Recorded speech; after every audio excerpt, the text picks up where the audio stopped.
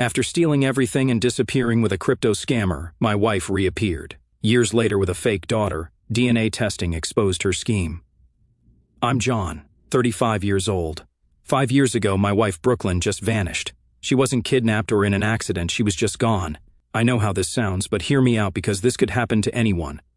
We'd been married for 4 years when it happened. We met in college, did the whole traditional thing, dated for 2 years, got engaged, and had a decent wedding that her parents mostly paid for. It was nothing crazy, just normal millennial couple stuff. I work in accounting for a regional insurance company. She was doing some freelance social media work, nothing steady or serious. But I had no problem with that. Our marriage was solid, genuinely good. We had our routines. I'd handle the finances and household maintenance, while she'd manage social plans and keep track of our schedules. Brooklyn never complained about me wanting to know where our money went or asking about her day. She actually seemed to appreciate that I cared enough to stay involved in our life together. I'm not going to pretend I wasn't protective of what we had. Call it old-fashioned, but I believe marriage means something. I kept track of our spending because financial problems kill relationships. I knew her passwords because secrets poison trust. I paid attention to who she talked to and where she went because that's what caring husbands do. Brooklyn never had an issue with any of it. She said it made her feel secure. We were planning kids, looking at bigger apartments, and talking about our future like couples do when everything's working. She'd cook dinner while I worked on our budget spreadsheets. We'd watch Netflix together most nights and go out with other couples on weekends. It was a normal, stable, boring life that I thought we both wanted. In March 2020, right when COVID was getting crazy, everything changed in one night, and it started over something completely stupid. I'd been reviewing our credit card statements, like I did every month, just basic financial management to ensure we weren't overspending or missing any fraudulent charges. That's when I noticed some weird purchases I couldn't account for. DoorDash orders during work hours when Brooklyn always brought lunch from home, coffee shop charges from places I'd never heard of in parts of town she had, no reason to visit, random stuff that didn't match her usual routine. When I got home from work, I brought it up to her casually, just asking about the charges. I figured there was some simple explanation, maybe work lunches she'd forgotten to mention or coffee with friends she hadn't thought to tell me about it. Was no big deal, but she got defensive immediately, saying I was being paranoid and treating her like a child who couldn't spend money without permission. I tried to explain that I wasn't trying to control her, I just wanted to understand where our money was going, especially with all the economic uncertainty from COVID. Everyone was talking about layoffs and budget cuts, so it seemed smart to keep track of expenses. I told her if she wanted to keep spending like this, maybe she should get a real job instead of whatever freelance nonsense she was calling work. That was apparently the wrong thing to say. That's when she really lost it. She started screaming about how I was calling her worthless and didn't respect her entrepreneurial spirit. She said I was paranoid and exhausting, and that she couldn't breathe in our marriage. Her exact words were, "You're freaking suffocating me, and I'm done pretending this is normal." Calling my work freelance nonsense? Screw you. I don't need some boring accountant telling me what real work looks like. I wasn't planning on starting a fight or taking things too far, so I tried to calm her down, explaining that I was just being responsible. But she cut me off, saying, "You know what? I can't live like this anymore." She stormed off to the bedroom and slammed the door so hard. I sat on the couch for hours, completely stunned. We'd had disagreements before, but nothing like this. The way she looked at me, like I was some kind of monster instead of her husband who cared about our future together, shook me. I kept replaying the conversation, trying to figure out where it went wrong. How asking about credit card charges turned into her calling me a psycho. The "get a real job" comment was probably a low blow, but the way she went nuclear told me this wasn't really about credit card charges. Apparently, she'd been building up resentment for way longer than I realized. Eventually, I went to bed, figuring we'd talk it out in the morning like adults. She was already asleep, or pretending to be, with her back turned to me. I barely slept, just kept thinking about what she'd said, wondering if I really was being unreasonable. The next morning, I woke up around 6:30 for my usual routine, and her side of the bed was cold. I figured she'd left early for work, maybe still pissed about our fight. I didn't think much of it, but when I got home that evening, her car wasn't in the driveway, which was weird since she always beat me home. I walked inside, calling her name. There was nothing. That's when I started noticing things were off. Her purse wasn't by the door. Her laptop wasn't on the kitchen counter where she always left it. I went to check the bedroom, and that's when it hit me. The closet was half empty. Her clothes, shoes, and jewelry box were all gone, even the expensive watch I bought her for our anniversary. But she left her wedding ring on the dresser, like she was returning it to the store. I called her cell immediately, but it went straight to voicemail. I tried texting, but the messages weren't even delivering. I called her work the next morning, and they said she'd called in sick. By day 3, they said she hadn't shown up or called at all. I started calling everyone we knew.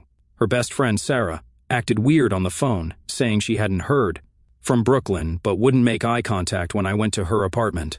Her college roommate claimed she was out of town but couldn't say where. Everyone had the same sketchy energy, like they knew something I didn't.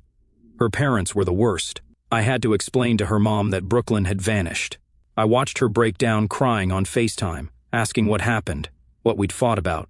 They drove up from 2 states away and helped me search the apartment for clues, any indication of where she might have gone. That's when we found the empty safe. Brooklyn had cleaned out the emergency cash we kept hidden, about $3,000 that was supposed to be for actual emergencies. Her dad found withdrawal slips from ATMs I'd never seen before, dating back weeks before she left. After a full week of dead ends, and her work threatening to fire her for no-shows, I finally filed a missing person report.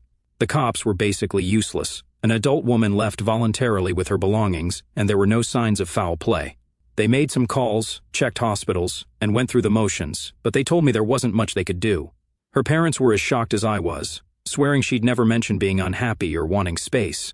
But the more we dug, the more obvious it became that she'd been planning this for weeks, maybe months. I kept thinking there had to be more to it. You don't orchestrate an elaborate escape plan just because your husband asked about some credit card charges. If she really felt that suffocated, why not just ask for marriage counseling? Why not bring up divorce like a normal adult instead of disappearing like some kind of fugitive? The whole thing felt insane. We'd had one fight, and she torched our entire life together. Either I was living with a complete stranger for 4 years, or there was way more going on than I knew about. That's when the real nightmare started. Everyone kept asking what I'd done wrong, like it was automatically my fault that my wife bailed on our marriage. Friends, family, everyone assumed I must have driven her away somehow. What was the fight about, they'd ask. When I explained it was about credit card charges, I could see the judgment in their eyes, like I was some controlling jerk who couldn't let his wife buy a coffee without interrogation. Nobody wanted to hear that I was just trying to be responsible with our finances. Her friends started avoiding me. Couples we used to hang out with stopped inviting me to things. I could feel people whispering, making assumptions about what kind of husband I must have been for my wife to just vanish. The isolation was almost worse than losing her. Work became my only escape. I threw myself into spreadsheets and quarterly reports, anything to keep my brain busy. But even there, people treated me differently once word got out, like I had some kind of domestic violence cloud hanging over me, even though I'd never laid a hand on Brooklyn in my life. The worst part was the uncertainty. Was she okay? Was she coming back? Had she been planning this for weeks or months? How long had she been unhappy without me realizing it? Every good memory got poisoned by doubt. Every I love you became questionable.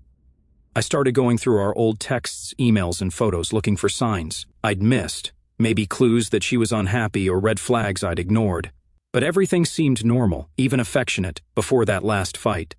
The first few months were hell. I couldn't concentrate at work, barely ate, and stopped answering calls from friends. Because I was tired of the same conversation over and over. Have you heard anything? Maybe she just needs space. I'm sure she'll come back when she's ready. Like she was on some spiritual journey instead of having completely abandoned her marriage. Brooklyn's mom called me crying about 6 months after she left. Apparently, Brooklyn's social media had gone completely dark. No posts, no activity, like she'd disappeared from the internet too. Her parents were getting worried, starting to wonder if something had actually happened to her. That was almost worse than thinking she'd left voluntarily. Around the 1-year mark, I realized I was stuck in limbo. I couldn't move forward with my life while technically still married to a ghost. But I couldn't get closure without knowing what actually happened. So, I hired a private investigator, not because I was desperate to get her back, but because I needed concrete answers before I could file for divorce and move on. It cost me $3,000 I didn't really have, but it was worth it for peace of mind. I needed to know if she was alive, if she was in trouble, or if she just decided to start over somewhere else. The PI found some credit card activity in Florida, then Nevada, then nothing, like she'd learned to live completely off the grid. At least now I knew she was alive and had made her choice. It was time to make mine. That's when I started therapy, hoping to make sense of what the hell had happened. But all the therapist wanted to talk about was my trust issues and need for control, like Brooklyn. His leaving was proof that I was the problem, not that my wife had been living a double life. This woman kept pushing the narrative that healthy relationships require complete independence, that checking in with your spouse or knowing their passwords was toxic behavior. It made me feel like some kind of abuser for wanting transparency in my marriage. The final straw was when she suggested that Brooklyn leaving might have been the best thing for both of us, like I should be grateful my wife had vanished without a trace. I stopped going after that session. I wasn't about to pay someone to gaslight me into thinking I deserved to be abandoned. It took 2 years, but I finally served her with divorce papers through a legal service. I had to do it for my own sanity. I couldn't move forward while technically still married to a ghost. She never responded or contested anything. Obviously, the divorce was finalized without her showing up to court. That's when I realized she wasn't coming back. This wasn't some dramatic gesture or cry for help. She was gone for good, and I had to figure out how to build a life without her. The divorce process was weird as hell, dividing assets with someone who doesn't exist anymore, making decisions about property and debts while having no idea if your ex-wife is even alive. The judge looked at me like I was crazy when I explained the situation. She just left, and you haven't heard from her in 2 years? Brooklyn had cleaned out most of our joint accounts before she disappeared, which I didn't discover until I started the asset division process. She'd been systematically moving money around for months before she left, transferring funds to accounts I didn't know about. The financial investigation revealed she'd been planning her exit for way longer than I'd realized. But the hardest part was accepting that the woman I'd loved and trusted had been lying to my face for months. Every kiss goodbye, every I love you, every conversation about our future. All of it was fake while she was plotting her escape. I started dating again around year 3. I joined some apps and went on awkward first dates where I had to explain why my marriage ended with, "She just left one day." Most women heard that story and ran for the hills, probably figuring if one wife disappeared, I must be doing something wrong. I had a few relationships that lasted a couple of months, but they always ended the same way. Women would start feeling like I was checking up on them too much, or being overly interested in their daily activities, asking where they were going, who they were with, what time they'd be home, basic relationship stuff that apparently made me a controlling psycho. One woman told me straight up that my abandonment issues were too much for her to handle, saying, "You need more therapy before you'll be ready for a healthy relationship." Another one accused me of trauma dumping when I tried to explain why transparency was important to me, like wanting honesty from your partner was some kind of red flag. But I learned from every failed relationship. I started being more upfront about my expectations from the beginning instead of springing them on people after we'd been dating for a while. It was better to scare away the wrong women early than waste months building something that was never going to work. Then I met Claire at a work conference. She's in HR for a manufacturing company about an hour away. Divorced herself. She understood the whole trust thing. When I told her about Brooklyn on our 3rd date, she didn't immediately start analyzing what I must have done wrong. She just said it sounded terrible and asked how I was doing now. We took it slow. I was upfront about my boundaries from the beginning. I needed transparency in relationships, wanted to know where my partner was and who they were talking to, simply because I'd learned that secrets destroy marriages. Claire was cool with all of it. She said she appreciated dating a man who'd learned from experience. She never made me feel crazy for wanting to check in during the day or asking about her plans. She actually seemed to like that I cared enough to stay involved in her life. We established clear expectations. No hidden social media accounts. No staying in touch with exes. No mysterious charges on credit cards. Basic stuff that protects relationships from outside interference. Claire had been through her own nightmare divorce with a guy who'd been cheating for years while she was completely clueless. She understood that trust isn't automatic just because you love someone. The fact that I wanted to verify instead of just blindly trusting made perfect sense to her. Last year I proposed, and Claire said yes. We've been living together for 8 months, talking about kids, and looking at bigger apartments. She gets along with my family, fits into my routines, and never complains about my need for structure and predictability. For the first time since Brooklyn left, I felt like I had a future worth planning for. I started believing that maybe not every woman would just bounce when things got complicated, that maybe I'd found someone who understood the value of commitment and wouldn't throw away something good over minor disagreements. Claire and I had started looking at houses, talking about a timeline for kids, and making actual plans for our future together. She understood my need for financial transparency because she'd been burned by hidden debt in her first marriage. We'd review credit card statements together every month. No secrets, no surprises. It felt healthy and mature, like what an adult relationship should look like. Life was finally getting good again. We had routines, we had goals, we had trust. For the first time in years, I wasn't looking over my shoulder, waiting for the other shoe to drop. Yesterday, I was working from home, reviewing quarterly reports in my pajamas like the exciting life I lead when my doorbell rang. I figured it was a delivery. I'd ordered some networking equipment for the home office. I opened the door, and guess who? Brooklyn, 5 years older but definitely her, standing next to a little girl who looked maybe 4 or 5. I literally couldn't speak, just stood there staring at this person who destroyed my life, while she asked if they could come inside, like she'd just been gone for the weekend. The kid was holding Brooklyn's hand and looking around like she'd never seen an apartment building before. She seemed sweet, kept asking Brooklyn questions in this tiny voice about where we were and if this was Daddy's house. "Hey," Brooklyn said, "like we'd just seen each other yesterday. Can we come in? We need to talk." My brain was completely frozen. 5 years of wondering if she was alive, 5 years of therapy and rebuilding and learning to trust again, and she's standing at my door like nothing happened. I managed to step aside and let them in, mainly because I didn't want to have this conversation in the hallway where neighbors could hear.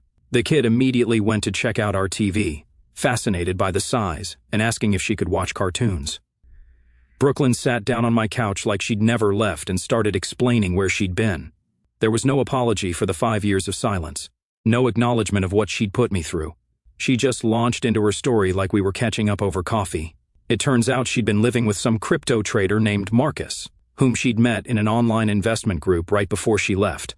This guy convinced her that traditional marriage was holding her back from financial independence, and that they could make millions trading cryptocurrency while traveling the world. Remember those credit card charges I'd asked about? It turns out she'd been using our money to fund her crypto investments without telling me. The coffee shops were where she'd meet with Marcus to plan their business strategy. The DoorDash orders were for him when he came to our apartment while I was at work. So while I was at the office crunching numbers for insurance claims, my wife was sleeping with some crypto bro in our bed and using our credit cards to fund their get-rich-quick schemes. The violation of that hit me harder than I expected, not just the cheating but the calculated way she'd been stealing from me while I trusted her completely. She'd been planning her exit for months, liquidating her 401k, selling her car, even taking out cash advances on credit cards I didn't know about, all to invest in Marcus's schemes while I thought we were saving for our future together. The woman who called me controlling for asking about coffee charges had been systematically looting our finances to fund her escape for almost 2 years. They lived this Instagram lifestyle, penthouses in Miami, trips to Costa Rica, always posting about passive income and location independence. She showed me photos on her phone like it was a vacation slideshow while I'm thinking about how I ate cereal for dinner half of 2020 because money was tight after she cleaned out our accounts. The photos were nauseating. Brooklyn in designer clothes I'd never seen, posting from expensive restaurants, with Marcus, captions about living their best life and breaking free from limiting beliefs. Meanwhile, I was working overtime to cover the debt she'd left behind, eating ramen and wondering if my wife was dead in a ditch somewhere. Marcus had this whole online course business, teaching people how to escape the matrix through cryptocurrency trading. Brooklyn became his assistant, helping him promote these $2,000 courses to desperate people looking for easy money. They were making serious cash for a while, enough to fund the lifestyle she'd always wanted but apparently couldn't have with her boring accountant husband. She said everything crashed in 2022. Marcus lost their investments and got investigated for securities fraud, basically abandoning her when the feds started asking questions. Brooklyn was stuck with massive debt and no legitimate income. Too ashamed to call her family, too proud to reach out to me.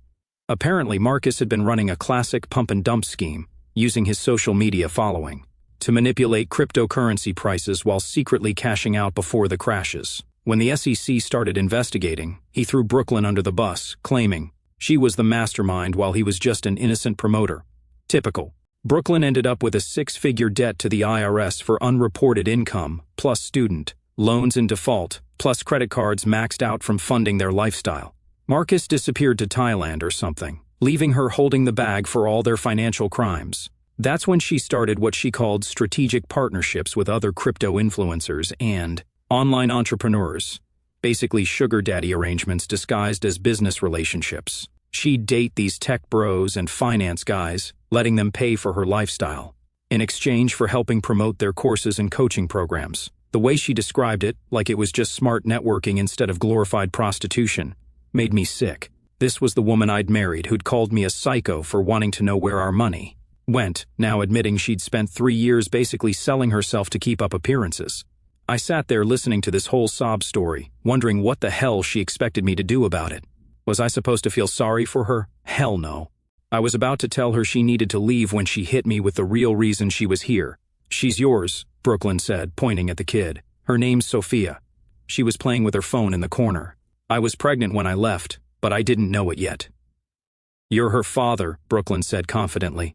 My blood went cold. After everything else, the cheating, the stealing, the 5 years of silence, now she was trying to saddle me with someone else's kid.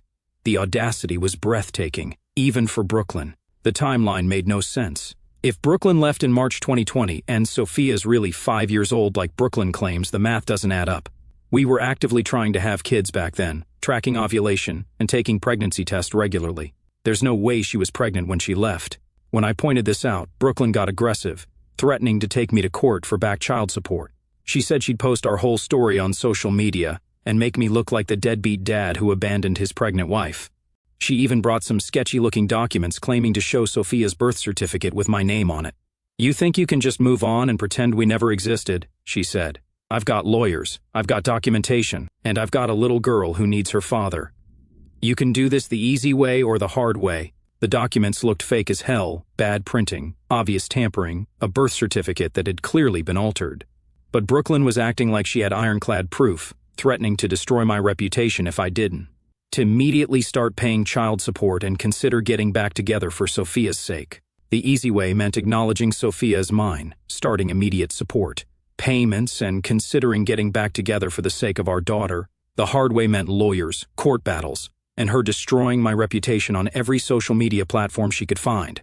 I looked at Sophia, this innocent kid caught up in her mother's manipulation, and felt sick. She kept asking if I was her daddy and why she'd never met me before. Breaking her heart felt cruel, even if she probably wasn't mine. But I'm not the same guy Brooklyn left behind. I want a DNA test, I told her through my lawyer, not some kit you can tamper with. Brooklyn's face changed completely. "Fine," she said. "But while we're waiting for results, you're going to start acting like a father. Sophia needs stability and you owe us that much." The entitlement was unreal. 5 years of radio silence, and now I owed them something. This woman had destroyed my credit, stolen my savings, abandoned our marriage, and now expected me to just pick up where we left off because she'd finally run out of other options. She gave me a week to decide whether I wanted to do this the easy way or the hard way. She said she'd be staying at a motel downtown with Sophia and gave me the address. Like I was supposed to come visit and play daddy while we waited for test results. After they left, I just sat on my couch in complete shock. 5 years of therapy, 5 years of building boundaries, 5 years of learning to trust again, and she expects me to throw all of that away because she decided she's tired of living off crypto scams and sugar daddy allowances. Claire came home from work and found me staring at the wall. When I told her everything, her response was perfect. "So, when do we call the lawyer?" That's the difference between a woman who stands by you and one who bolts the moment things get complicated. Claire didn't freak out, didn't start questioning our relationship, didn't even seem surprised that my psycho ex-wife had finally surfaced with some insane manipulation scheme. "This is exactly what we prepared for," she said. "You knew she might come back someday. Now we handle it the right way." She was right. Claire and I had talked about the possibility of Brooklyn returning, what we'd do if she tried to disrupt our life together. We'd even consulted with a lawyer a few months after we got engaged, just to understand our legal options if my disappeared ex-wife ever resurfaced. Claire helped me call our attorney that night, explaining the situation calmly while I was still processing everything. She took notes during the call, asked the right questions, and made sure we understood exactly what our next steps should be. No drama, no jealousy, just practical problem solving. "You know this kid isn't yours, right?" she said after we hung up. "The timeline doesn't work, and everything about this screams scam. Brooklyn's desperate, and you're her only option left." Of course I knew. But hearing Claire say it out loud helped me stop second-guessing myself. The math was impossible, the documents were obviously fake, and Brooklyn's whole story was designed to manipulate me into taking responsibility for someone else's mess. Still, I wasn't about to let Brooklyn turn this into some he-said-she-said drama where she could claim I was just being vindictive. We were going to handle this the right way, with documentation that would shut her down permanently. We're getting the DNA test done through my attorney, one that can't be disputed in court. Part of me hopes Sophia isn't mine, not because I don't want kids, but because I don't want any excuse for a person like Brooklyn to stay in my life longer than necessary. My lawyer was smart about the whole thing. Instead of just agreeing to Brooklyn's demands for immediate support, we're treating this like the fraud attempt it obviously is. A legal paternity test with chain of custody documentation, no possibility of tampering or false results. Brooklyn tried to push back, wanting to use some cheap online kit she could control. When I insisted on doing it properly through legal channels, she got pissed and started threatening to go public with her story like I am supposed to be scared of people finding out my ex-wife is a lying scammer who abandoned our marriage to chase get-rich-quick schemes. The lawyer also advised me to document everything, every conversation, every threat, every attempt at manipulation. If Brooklyn is planning to wage some kind of social media campaign against me, we want evidence of her actual behavior to counter whatever sob story she's planning to tell. Even if the test comes back negative, I know this is just the beginning. Brooklyn didn't come back because she missed me or realized what she'd lost. She came back because she needs a safety net, and I'm the only stable option left. The timing feels deliberate, showing up right when Claire and I are serious, using a kid as leverage, threatening everything I've built.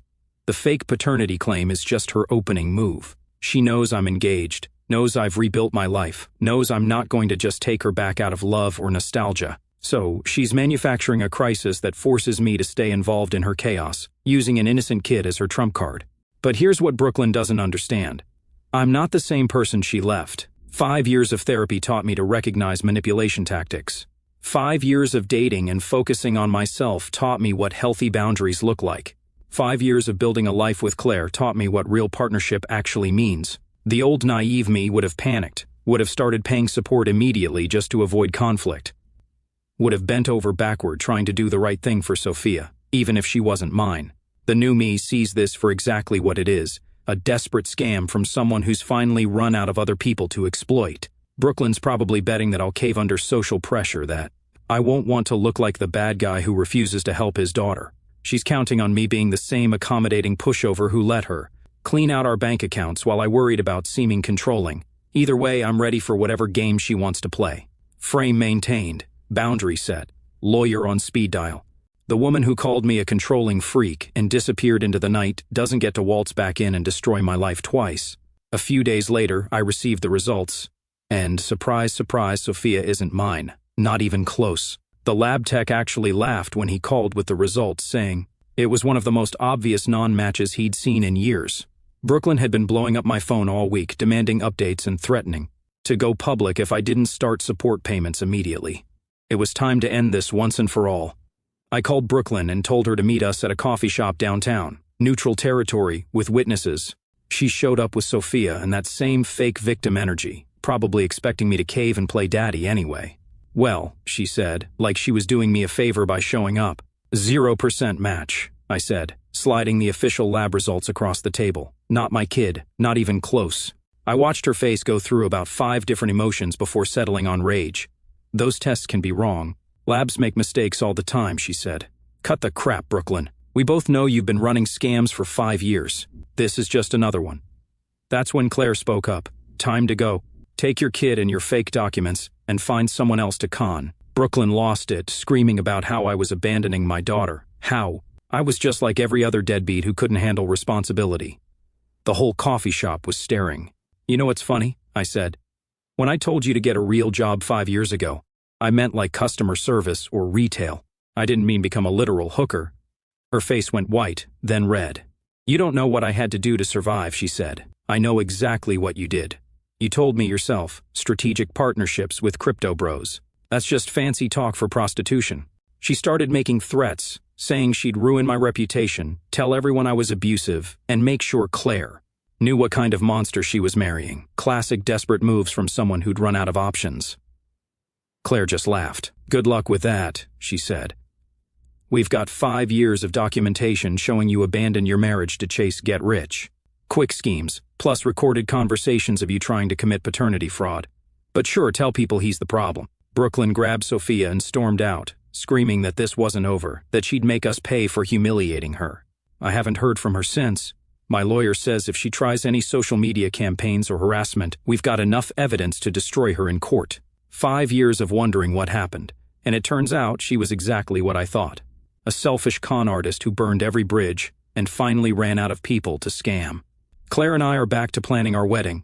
House hunting resumes next week. Life goes on, and some people just aren't meant to be part of it. Sometimes the trash takes itself out.